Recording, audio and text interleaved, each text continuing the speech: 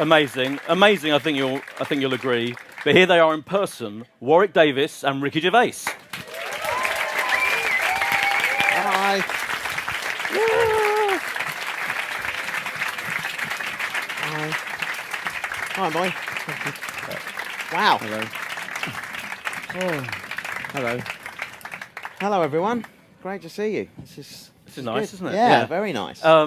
How did you get hold of that frog costume? Did you like order someone, like a minion, to get me a frog costume? When you're a director, anything you say, it happens. Yeah. Once on extras, I was walking through the set when he did the thing with Daniel Radcliffe, and I said, it'd be good if he sat on a toadstool.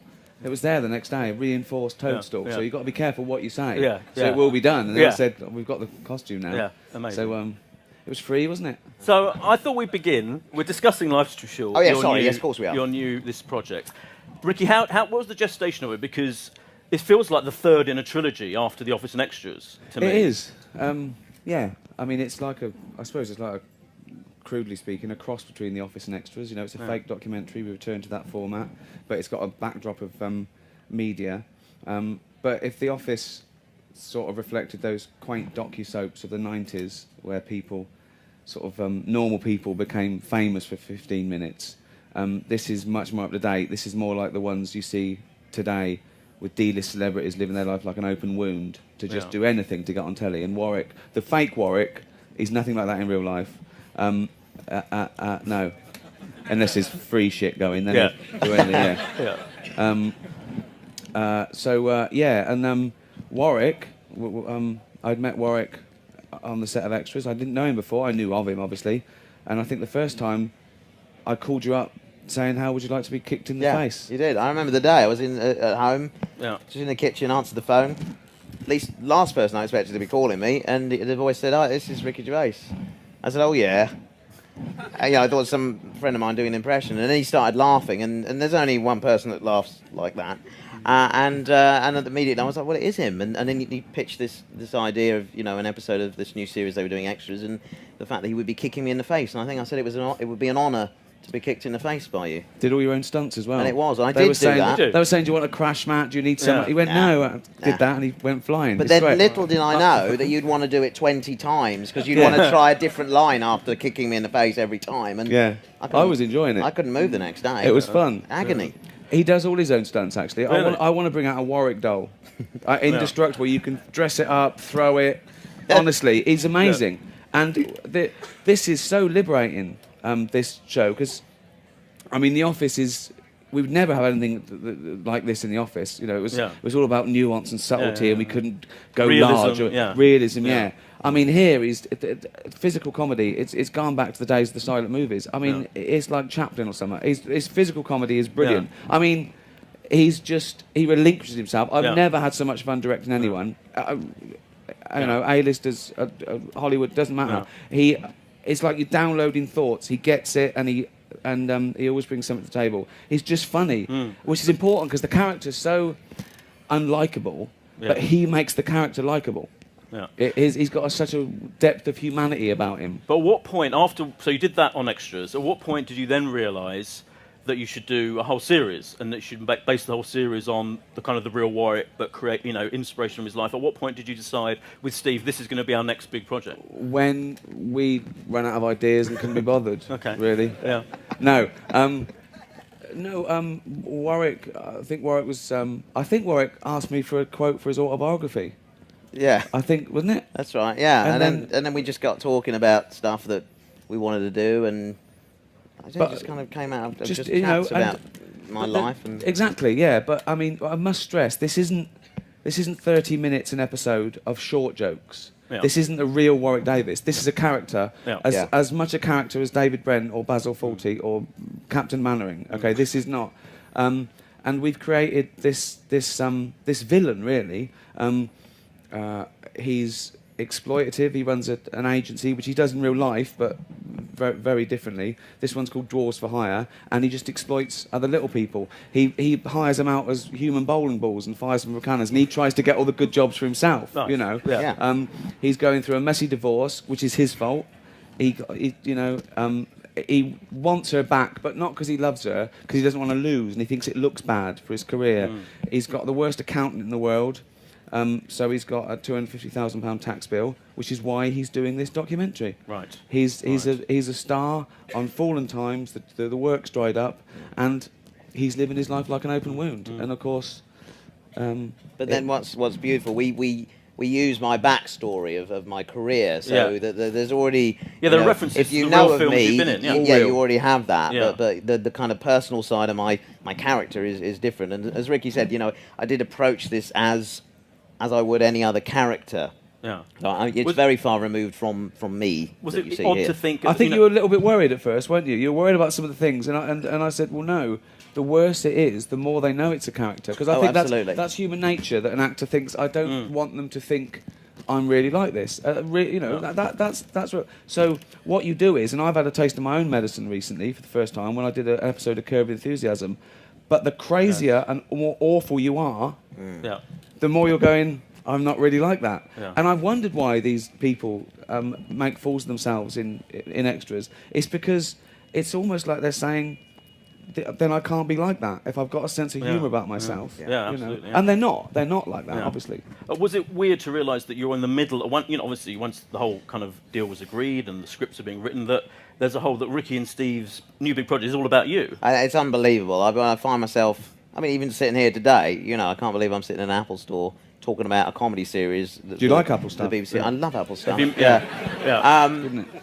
And it's weird to get your head around. I've always wanted to do comedy my whole career. I've had a lovely career of doing some big sci-fi fantasy movies and working with great people. But there's always a desire for me to do comedy and do something where I didn't have to sit through 4 hours of prosthetic makeup to go on a set. Well, that's one of the big gags in it as well. But no one knows who he is. You never see his face in any of his films. So he has to I was an Ewok. What is that little bear? It's not a little bear, So shall we have a look at a clip, this is kind of like sets up the whole thing very well, I think. It's almost like the pre-credit sequence, is it, where you see everyone who's going to be in the show and the type of thing that happens. Let's have a look at this.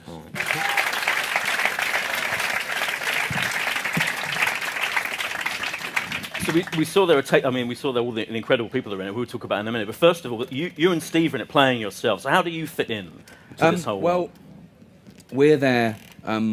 We're there because it's fun to act, but we're there really as a conduit to Hollywood.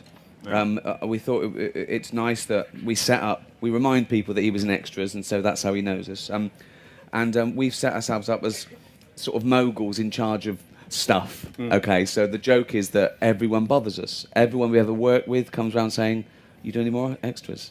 You do any more office?" So it's cameos from people in extras in the office coming back, and the joke is they're really like that. And that's where paths cross, really. So that's why you can bump into Liam Neeson and Johnny Depp and those people. And the version, because the joke is in our world, they come and hang out. In Hollywood, So the versions of you and Steve are kind of like, are they roughly realistic versions of you? Well, we're sort of reluctant. Charity workers, really. We're sort of like quite straight, and we play on our own things. There's jokes there about me only ever doing one accent and me, and Steve being mean. So we sort of play on the perceptions. But no, we're quite straight, really, aren't we? We're sort of normal. We're reluctant. It's like we keep looking. We don't want to be in this awful documentary that he's in. He's trying to get us to come to part, isn't that? But we're really an excuse, as a conduit. And I think that people got the wrong end of the stick with extras, that it was a bunch of my showbiz chums. It wasn't really. Again, it wasn't like a comic relief sketch where we just point them and it was enough. They were still characters. They were still that's still part of their oeuvre. That was still part of their job that day. But I suppose it is scratching an itch. I do miss extras and at one point I remember you saying you kind of quite keen on doing another series. I miss extras more than The Office. You could never return to The Office. It was finite and you shouldn't. But with extras, there would still be people coming up to me at the Golden Globes and Emmys and saying, I wanted to do an episode of extras. And I'm thinking, oh, really? Like these proper huge people. There's a couple that couldn't do this. They want to do series 2, But that's what's great about the cameos in this. They're not they're not just plonked in there. They're not. really You have to wonderfully work for woven it. into the fabric of the story. It's not the spoof that we did next with. Look, it is Chris Martin. It's not that at all. You know, they work for it, and they're very integral, aren't they? They make it credible. And the same as extras, like, you know, they range from deadly real, and like, oh my god, too close to the bone, like some of our lovely homegrown talent, like Les and Barry, like, to I just called him Barry. Oh, fuck. Sean Williamson. I say it ironically so often that damn Sean. And honestly, they're a joy. Those three. They're a fucking joy. They really are. Honestly, I can't get enough of them. They have not got one ego between them. They live their life raw for us, and they get it. They really get it. They make it worse for themselves. Aren't they a joy? They are. And Cheggers tweeted me just before this, Ricky. Oh, really? And he said, "Good luck with tonight. Make sure you get a word in." That's exactly what he said. That's good coming from fucking him. Jesus. And you said you're thinking of doing a spin-off. You'd like to do a spin-off. I love to send those three round. Just going around sort of jumble sales. It's how do you? So the fact that the people have said to you, you know, come up to you at these events, is I would quite like to be in extras now. There, but how do you? The actual act of getting hold of. Let's talk about Johnny Depp. We've got an exclusive clip which we'll see in a minute. Sure. How do you get hold of Johnny Depp? It depends. Sometimes the idea comes first, and you think, who's the best person for that? I.e. someone comes and says to me, I'm thinking of doing some comedy. It happens to me all the time. I'm thinking, will you read my script? And just my blood drains because I know it's going to be dreadful. This person, it's going to be dreadful. And they're looking at me and they want me to go, funny. Good. So who's the worst person for that? Well, our John Wayne, the most serious film actor in the world, imposing, Liam Neeson. Sometimes the person comes first, an association. You become friends with people, like you could meet David Bowie, for example. So that was me knowing him first and thinking the first.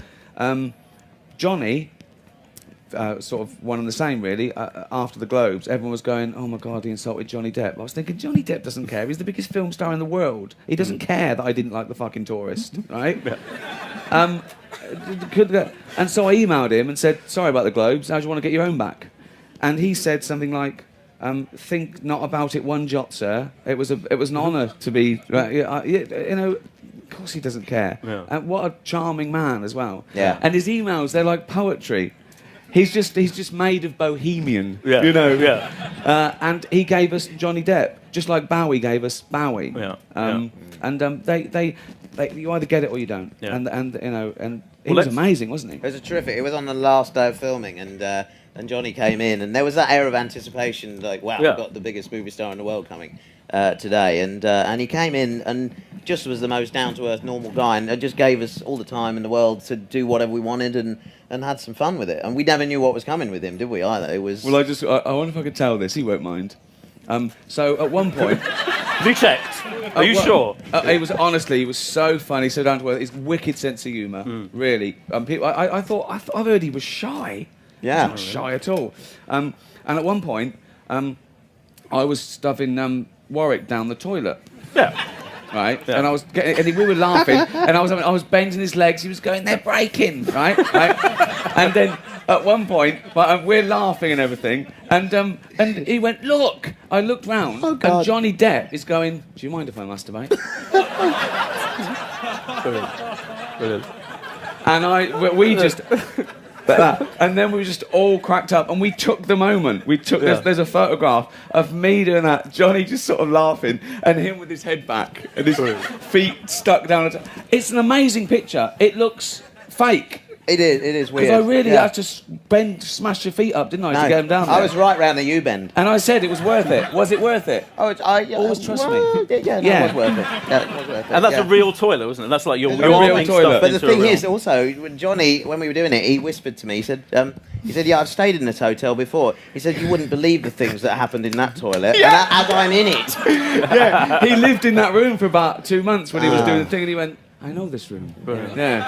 Well, we have got, this is a world exclusive clip, I believe, of some of Johnny Depp's appearance. It is, a little bit of it. Let's have a look.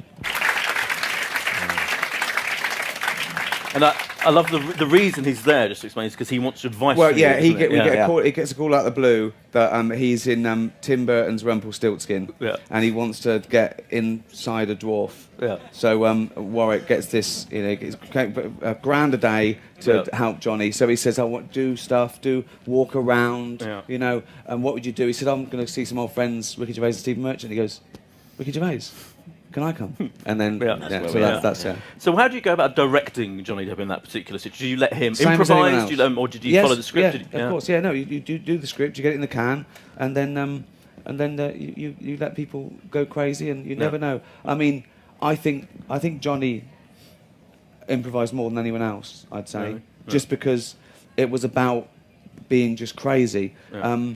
And we said at one point we wanted him to make Warwick dance with this penny whistle, and he made him dance for about 7 minutes, didn't he? It was ridiculous. And Warwick was really sweating. Yeah. At one point, because he was playing this sort of weird character. At one point, he came and sat next to Warwick and he said, "I'm going to kiss you," like that. Yeah. And Warwick, it's ad lib. So Warwick goes like that, and he just heard me from the control room go, "If Johnny Depp wants to kiss you," and then everyone laughed, so it was all right. Yeah, it was a very tense moment there. No one had to go. You can't refuse the biggest movie star, can you? When he did he have a snort? Well, no, we didn't. He didn't. Ricky stopped he it. helped that.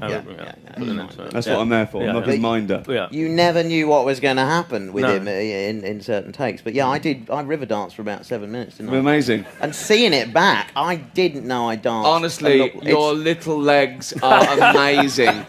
And then he's kicking them really high. It looks like a marionette, doesn't it? You are the best physical comedian in Britain. I'll say that in front of you. Honestly, just some of the, visceral, funny shit. Yeah. Never mind the lines. Yeah. It's just great to watch. And Helena Bonham Carter, mentioned in that clip, is also in it as well. Is in an episode as well. But a total coincidence. Okay.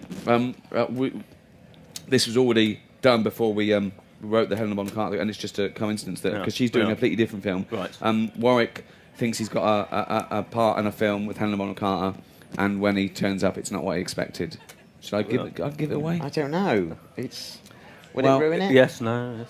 No? Okay, I won't. No, but it's as in every comedy, it's not what he expected. But yeah, but it's very funny, and I say it's the most realistic thing we've ever done. Yeah. Because that's a sort of a film within a film. Right. And we were getting confused.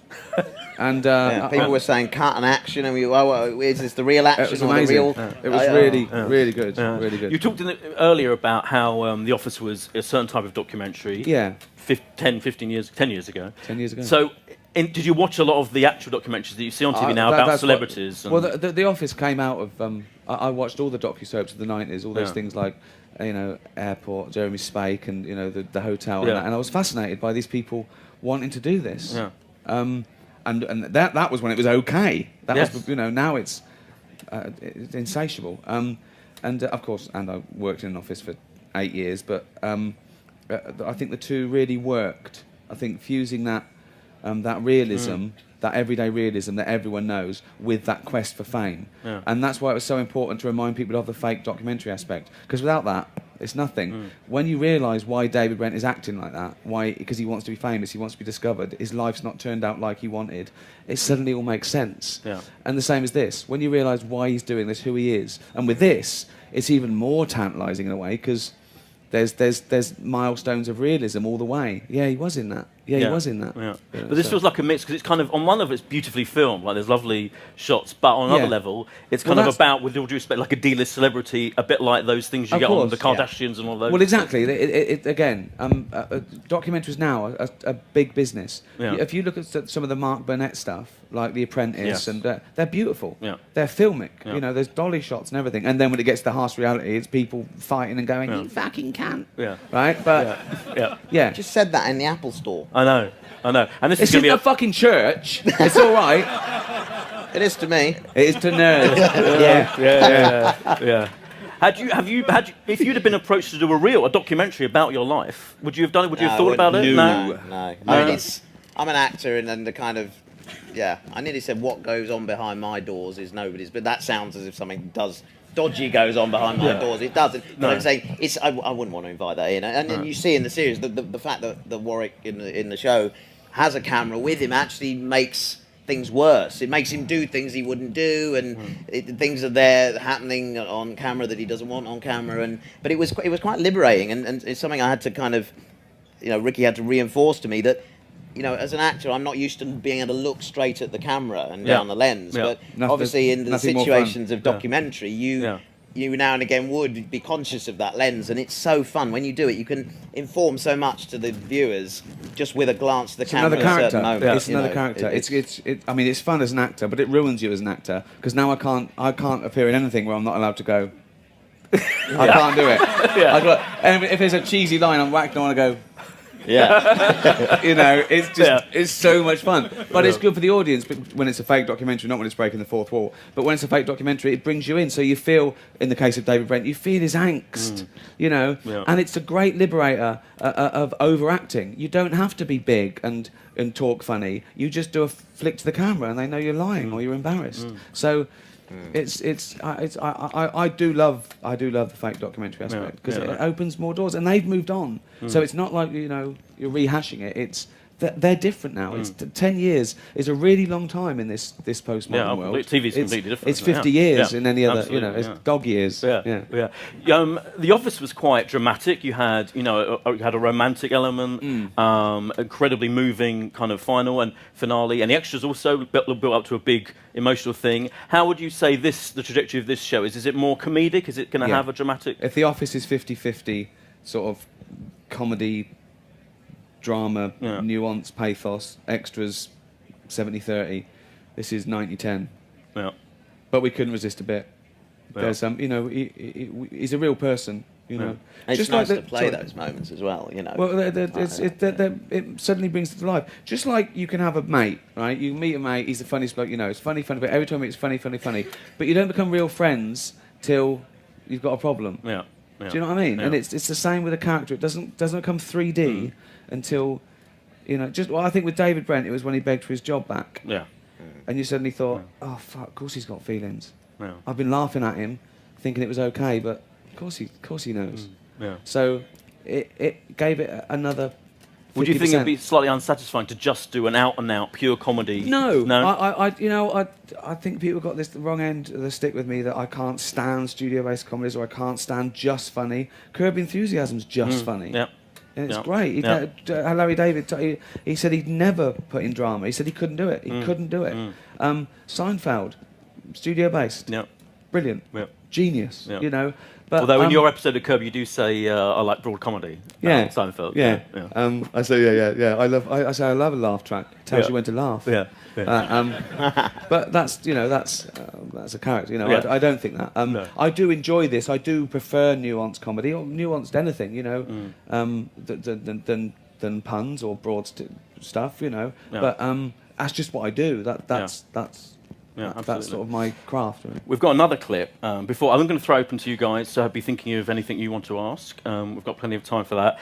In the meantime, you've got to name some of the other people in it. We've said Helena Bonham Carter, we've seen Johnny Depp, Liam Neeson, of course, Steve Carell, Sting. But this clip is of Sean Williamson, I believe. So let's have a look at this. Amazing. Oh, he's a genius. I love him. Do you have a favourite out of all of those cameo elements to it? Is there one that? Oh dear. I mean, John is incredible because I don't think people have ever seen stuff like it on television. Genuinely. Yeah. Helena Bonham Carter, as I say, is the most real. It really, really is real. Yeah. Confuse people. Yeah. But then Liam Neeson. I mean, no, I know. The answer is no. Yeah. No, I know. No. What about to work with in terms of for you to kind of bounce off? In the show? God, I mean, I knew Liam from working on Star Wars with him, which was your best in Right Said Fred. Do you reckon? It's amazing. Right Said it's Fred the most excruciating, awkward thing you've ever seen. It's so slow. It's so painful. And weren't they brilliant? Oh, they were, yeah. Proper. So what do they do? How much can you say about what they're doing in the show? Warwick, there's a lot of flavours in this. A lot more flavours than The Office and Extras. We see his private life, his social life, his public life, his work, his business, everything. and he's also vice chairman of the people of short stature. Yeah. But he wants to be the chairman. So again, he's competing. Yeah. He thinks he's the Martin Luther King of little people. Yeah. Right. And so he challenges the head guy, who's this very serious, straight guy called Anthony. And so he thinks to get votes, to canvass votes, he just invites random people along. So he just wrote Fred to stand behind him in the vote, and he tries to interview them, and it's just it's awful. It's just painful. Yeah. So I like that one. But everyone was great to have in, you know, from Liam. Helena, I knew Helena. There were a lot of laughing between us during takes because she was so good, and there was a lot of laughing from me, I'm afraid, on that. Very unprofessional. That's because she was insulting you. Yeah, but she did it so seriously. There's nothing funnier, looking me is in the there? eye, and she was insulting me, and it was very funny. But yeah, Johnny, I think for me, just the out and out oddness of the whole situation, and how he was, and just never knowing what to expect. Yeah, really from him. Yeah. But Cheggers as well, having Keith Chegger and Les Dennis. Yeah. Oh, I mean, can I say there's a moment in episode 7. Yeah. I think Keith Chegwin steals the whole series. Oh, really? Those are big words, but there's a bit where they're all talking about how they kill themselves, and when it's his turn, it's the most amazing thing I've ever heard him say. Well, and he had a lot to beat. He had a lot to beat from last time. Neeson, Bonham Carter, Sting, no, Cheggers. Chegwin. Yeah, Chegwin. Yeah. I hope he tweets that later. Tweets about that later. You should know. You should tell him. I will tell him that later. Yeah. As I say, be thinking of questions. We've got plenty of time. Would you like this to be like? Obviously, you did 2 series and the special of The Office, 2 series. Would you like to another series? Would you like this to be a thing? That I think so. I think it'd be a shame to leave it here. Yeah. You know, this has certainly got legs. Little ones. Little legs. Yeah. Little legs, yeah. You said it. You said it. You said it. Have you been to the toilet? Yeah, no, I'm fine, thanks. Why did you do that? Because it confuses them. Yeah. Actually, I thought I'd feel more uncomfortable. They just laughed. No, I think it was an uncomfortable laugh, definitely. Was it? Oh, yeah. I'll take it. I think that I had an idea that we stopped The Office sort of at its peak and did the remake, and that went around the world. But it's not my baby, those remakes, you know, just the check. Yeah. But I was thinking we could go straight to the remake. So go straight to the American remake and go to a studio-based, like 22 episodes with Warwick in there. I can sit at home. Brilliant. Yeah. Perfect. Or you could get Peter Dinklage to do it, though, couldn't you? Oh, well, thank you very much. Sorry. I'm sorry. I liked him. I've said nice things about him. No, you're better. What was that magazine you got? Don't worry. Yeah, you're better. If you can't get that one, there's 17 others exactly the same. Yeah, that is true. Not as good, but that is true. That is true. I've got loads of other stuff to ask as well, but let's throw it open to you guys. And if you wait for a microphone to arrive, there is a floating microphone around somewhere. But anyone who'd like to go first, don't be shy. And there you go, gentleman at the back. Hi, Ricky. Hi. They fell off his chair. Hi, everyone, but this is to Ricky. You were, of course, the main star in Office and Extras. Is there any part of you that misses being the main focal point of this show? Yeah. I didn't think I would, because it's lovely to direct. It's my writing and directing is my favourite thing. But when you're there, and you think, telling people just, you know, and I can't resist to say I do it do it like this. But it's fun because it's fun. It's not because I think my way is the only way. It's because I like doing it my way. That's all. I've never thought I was the best writer or actor or director, but I want it my way. That's the fun for me, making it up. And so, I really miss it. But it's in the casting that you know, you find people that can do every single role better than you could, and you're fine. And I think that I was the best person for the job in The Office and Extras. He obviously wasn't in this. I was too tall. I mean, for the first time in my life, I was too tall. I caught him one day in his dressing room, right? He was on his knees with his shoes on his knees, looking in the mirror, and he was... I answered the question as well, though, didn't I? Oh, yeah. That was very I good. just said yes. Yeah, that was. I'd already done it with yes. Oh, completely. There you go. Because you and Steve play yourselves, did you ever have the urge to put Carl in as himself? Yeah. I can't get enough of Carl. It's just quite incredible. Honestly, I think it'd have been overpowering. I think Carl at the moment is like a little prophet in this country. People can't get enough of him. They're slightly obsessed with him. I mean, that'll die down a little bit, right? But he's too big. I mean, I'm saying that, and I've got Johnny Depp in there, but Carl would unbalance it genuinely, because no one's got a fucking head like that. So, and also, Pete, we're watching it going, when's Carl on? I mean, but I have had an idea for Carl and Warwick, the next show, and I convinced Warwick, he was in straight away. Broadcasters have said yes, and Carl's 50-50 now, isn't he? Yeah. We're doing a pilot. It's basically, it's not Shakespeare, but I'll tell you it anyway. It's Carl going round England on a bike with Warwick in the basket. And it's called The Short Way Round. And tell you what, Carl was stressed about the idea. Not like that's exploitative or that's terrible. He went, so I'm doing all the fucking peddling.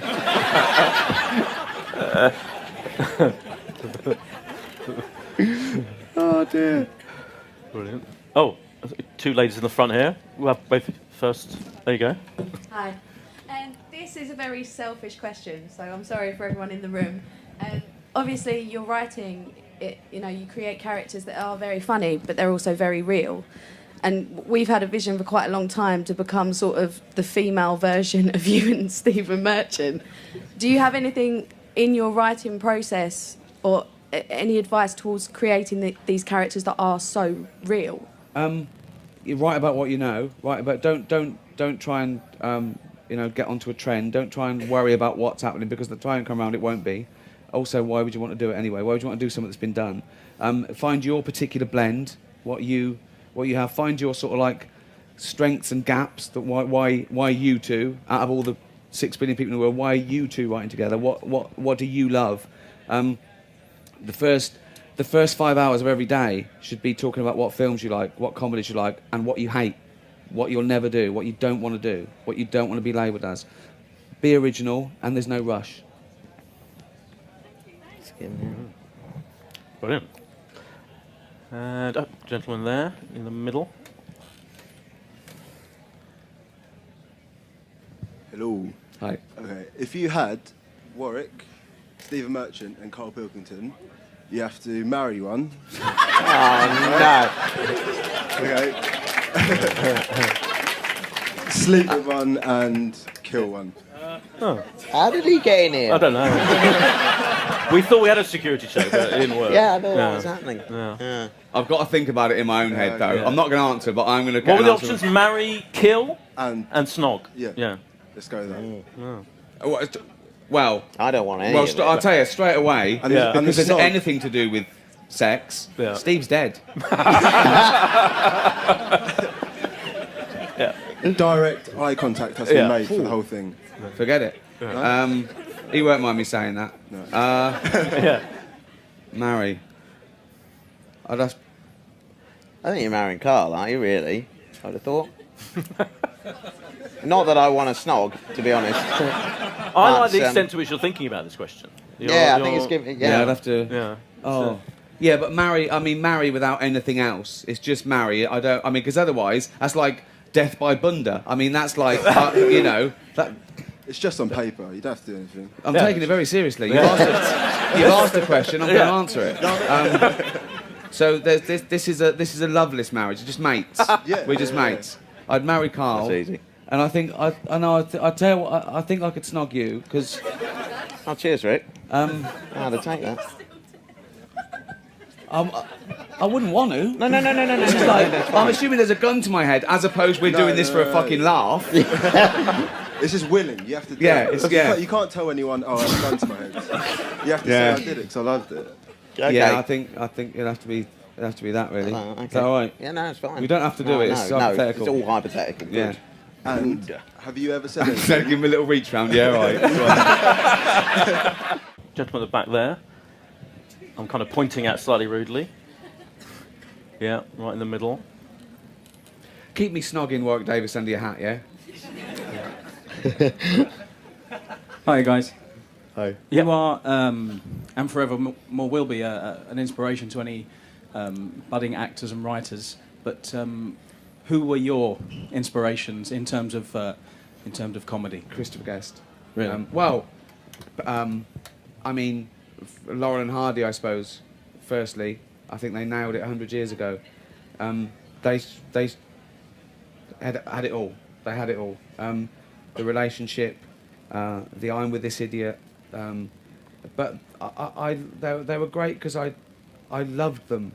Do you know what I mean? It was not in this way, but they were precarious. Comedy is about empathy, I think, and it can never be sort of like macho. It always has to be. There has to be a humanity behind it, you know. And they sort of taught me that it's okay to fall over as long as you get back up. And I love that. As a mentor, it would be Christopher Guest, a direct influence on The Office, a fake documentary, and also that naturalistic acting style.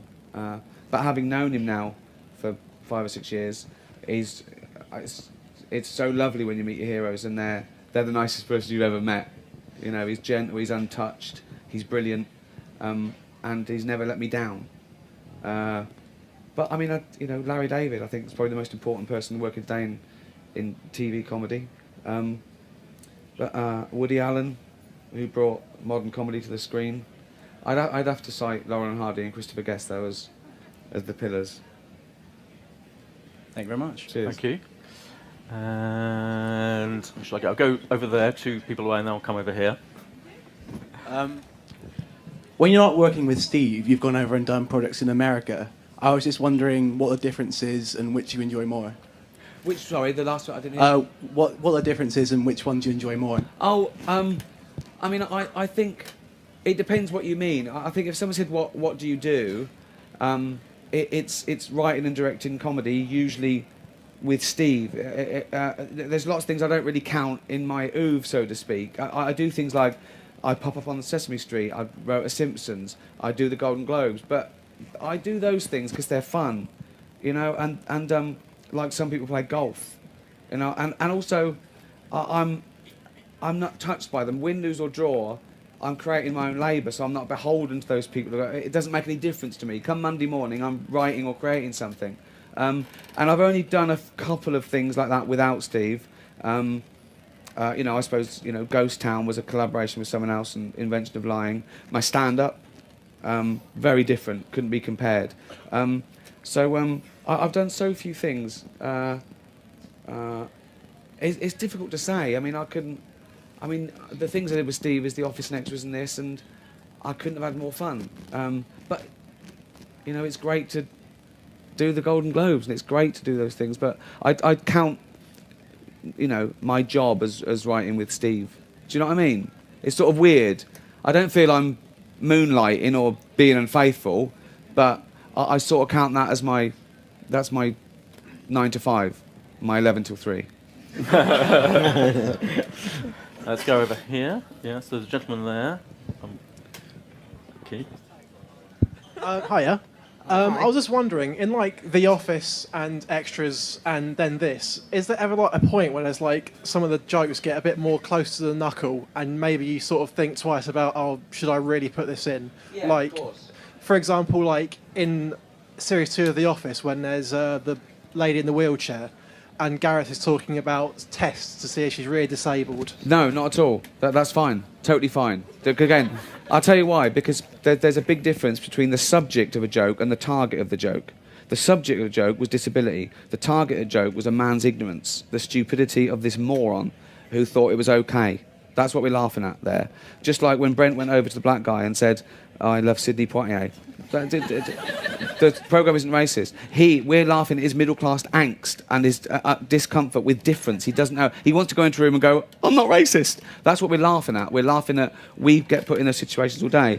When David Brent leaves her on the stairs, there's people saying, oh, we left her on the stairs. Yeah, that is about someone who wants to align themselves with doing good, but when it gets too much, they go, oh, it's not a real fire alarm, forget it. Okay, so whenever you deal with a taboo subject, and there can only good can come of dealing with taboo subjects. You've got to be clear what you're doing. I'm not a comedian who thinks that comedy is my conscience taking a day off. My conscience never takes a day off, and I can justify everything I've done. And there are some times when I go, that could be misconstrued, but if it's gettable, live, I do stuff live. Okay, and if I think, oh, I hope so and so isn't in tonight, I shouldn't be doing the joke.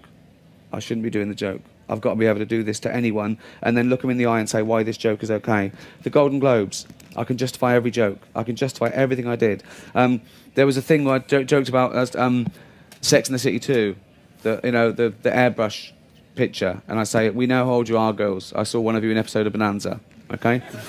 Kim Cattrall said it was ageist. It wasn't ageist, it was totally the opposite. I was saying, why are you hiding it? What's up with being 50?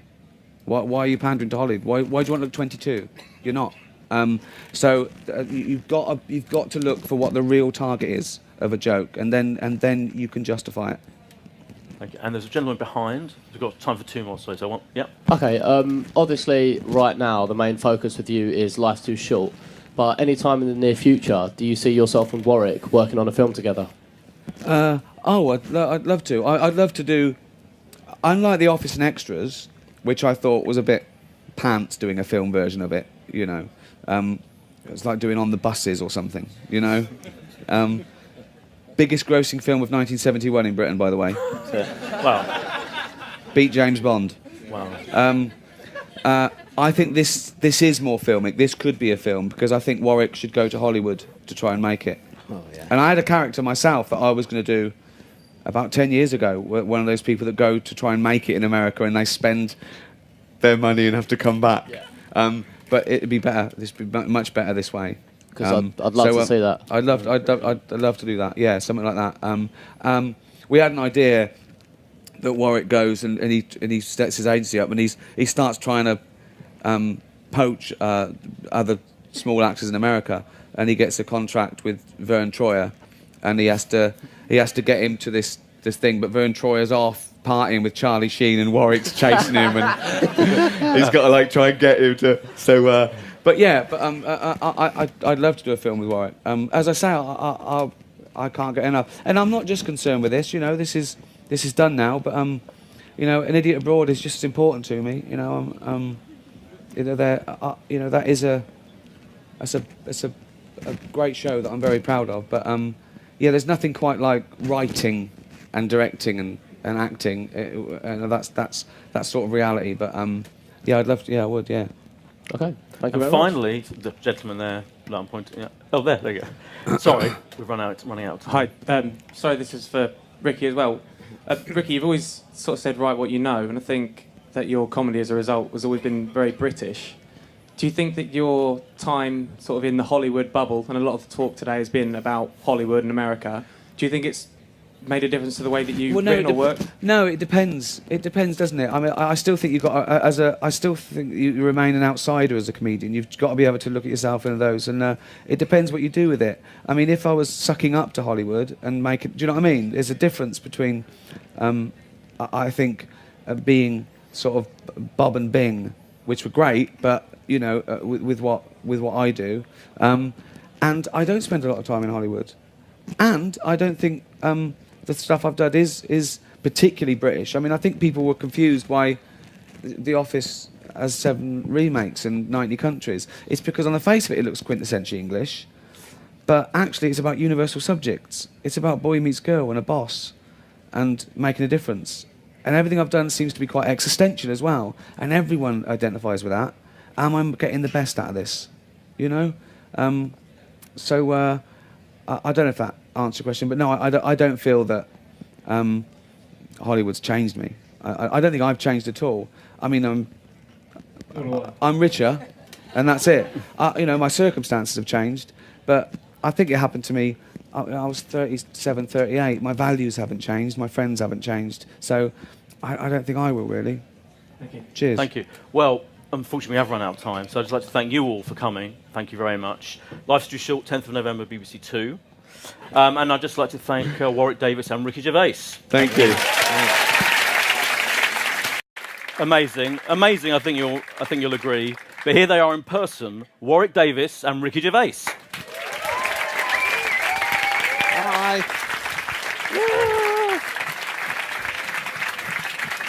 Hi. Hi, boy. Wow. Hello. Oh, hello. Hello, everyone. Great to see you. This is nice, good. isn't it? Yeah, very nice. How did you get hold of that frog costume? Did you like order someone, like a minion, to get me a frog costume? That's when you're a director, anything you say, it happens. Yeah. Once on extras, I was walking through the set when he did the thing with Daniel Radcliffe, and I said, it'd be good to if he sat on a toadstool. It was there the next day, a reinforced toadstool. So you've got to be careful what you say. Yeah. So it will be done. And then I said, we've got the costume now. Yeah, amazing. So it was free, wasn't it? So I thought we'd begin. We're discussing Life's Too Short. Oh, yeah, sorry. Yes, of course we are. This project. Ricky, what was the gestation of it? Because it feels like the third in a trilogy after The Office and Extras, to me. It is. Yeah. I mean, it's like I suppose it's like crudely speaking, a cross between The Office and Extras. You know, it's a fake documentary. We returned to that format, but it's got a backdrop of media. But if The Office sort of reflected those quaint docu-soaps of the 90s, where people, sort of normal people... My life. And exactly, yeah. But, I mean, I must stress, this isn't 30 minutes an episode of short jokes. Yeah. This isn't a real Warwick Davis. This is a character, as much a character as David Brent or Basil Fawlty or Captain Mannering. Okay, this is not. And we've created this villain, really. He's exploitative. He runs an agency, which he does in real life, but very, very differently. This one's called Dwarves for Hire, and he just exploits other little people. He hires them out as human bowling balls and fires them for cannons, and he tries to get all the good jobs for himself. Nice. You know, Yeah. He's going through a messy divorce, which is his fault. He wants her back, but not because he loves her, because he doesn't want to lose, and he thinks it looks bad for his career. He's got the worst accountant in the world. So he's got a £250,000 tax bill, which is why he's doing this documentary. Right. He's a star on Fallen Times. The work's dried up, and he's living his life like an open wound. And of course, but then what's beautiful? We use my backstory of my career, so that there's already there are references. If you to know the real of films me, you've been in, you already have that. Yeah. But the kind of personal side of my character is different. And as Ricky said, I did approach this as I would any other character. Yeah. It's very far removed from... Became famous for 15 minutes. This is much more up to date. This is more like the ones you see today with D-list celebrities living their life like an open wound to just do anything to get on telly. And Warwick, the fake Warwick, is nothing like that in real life. No. Unless there's free shit going, then do anything, and Warwick... I'd met Warwick on the set of Extras. I didn't know him before. I knew of him, obviously. And I think the first time I called you up saying, how would you like to be kicked in the face? You did. I remember the day. I was at home, just in the kitchen, answered the phone. At least last person I expected to be calling me, and the voice said, this is Ricky Gervais. I said, oh, yeah. And, I thought some friend of mine doing an impression, and then he started laughing, and there's only one person that laughs like that. And immediately I was like, well, it is him. And then he pitched this idea of, an episode of this new series they were doing, Extras, and the fact that he would be kicking me in the face. And I think I said it would be an honour to be kicked in the face by you. Did all your own stunts as well? And it was. I did do that. They were saying, do you want a crash mat? Do you need someone? He went, no. I did that, and he went flying. But then little did I know that you'd want to do it 20 times, because you'd want to try a different line after kicking me in the face every time. And I was enjoying it. I couldn't move the next day. It was fun. Agony. He does all his own stunts, actually. Really? I want to bring out a Warwick doll. Indestructible. You can dress it up, throw it. Honestly, he's amazing. And this is so liberating, this show, because, I mean, The Office is... We would never have anything like this in The Office. It was all about nuance and subtlety, and we couldn't go large. Realism, I mean, here is physical comedy. It's gone back to the days of the silent movies. I mean, it's like Chaplin or something. His physical comedy is brilliant. I mean, he relinquishes himself. I've never had so much fun directing anyone. A-listers, Hollywood, doesn't matter. It's like you're downloading thoughts. He gets it, and he always brings something to the table. He's just funny, which is important because the character's so unlikable, but he makes the character likable. Yeah. He's got such a depth of humanity about him. But at what point so you did that on Extras, at what point did you then realise that you should do a whole series and that you should base the whole series on the kind of the real Warwick but create, inspiration from his life? At what point did you decide with Steve, this is going to be our next big project? When we ran out of ideas and couldn't be bothered. Okay. Really? Yeah. No. Warwick, I think Warwick asked me for a quote for his autobiography. Yeah. I think, wasn't it? That's right, yeah. And And then we just got talking about stuff that we wanted to do, and I don't know, it just kind of came out of just chats about from me. Was it odd to think? I think you were a little bit worried at first, weren't you? You were worried about some of the things, and I said, well, no. The worse it is, the more they know it's a character. Because I think that's human nature, that an actor thinks, I don't want them to think I'm really like this. That's what. So what you do is, and I've had a taste of my own medicine recently for the first time when I did an episode of Curb Your Enthusiasm. But the crazier and more awful you are, the more you're going, I'm not really like that. Yeah. And I've wondered why these people make fools of themselves in Extras. It's because it's almost like they're saying, then I can't be like that if I've got a sense of humour about myself. Yeah, absolutely. Yeah. And they're not like that, obviously. Was it weird to realise that you're in the middle of one? Obviously, once the whole kind of deal was agreed and the scripts are being written, that there's a whole that Ricky and Steve's new big project is all about you. It's unbelievable. I find myself. I mean, even sitting here today, I can't believe I'm sitting in an Apple store talking about a comedy series. Do you like Apple stuff? The BBC. Yeah. I love Apple stuff. Yeah.